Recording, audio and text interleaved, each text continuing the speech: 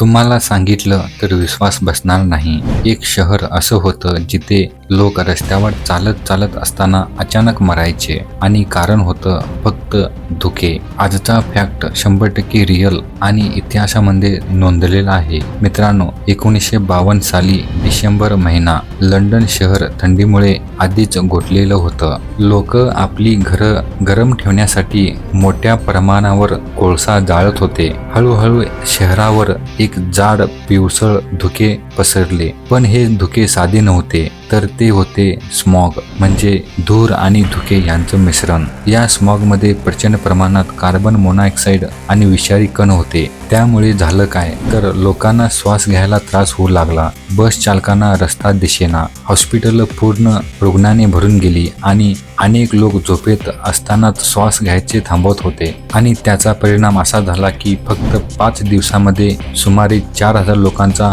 मृत्यू झाला आणि पुढील आठवड्यात हा आकडा 12,000 पेक्षा जास्त झाला. हे सगळं नंतर सरकारने अधिकृतपणे मान्य केले. ही घटना इतिहासामध्ये the great smog of London म्हणून ओळखली जाते. या एका घटनेनंतर ब्रिटन गव्हर्नमेंटला कळलं की एअर पोल्युशन किती जीवघेणं असू शकतं. याच घटनेनंतर जगातले पहिले कडक क्लीन एअर लॉज म्हणजे स्वच्छ हवा कायदे लागू झाले. ही माहिती आपल्या मित्रांना पण शेअर करा आणि आपल्या मराठी चॅनलला सबस्क्राईब करा.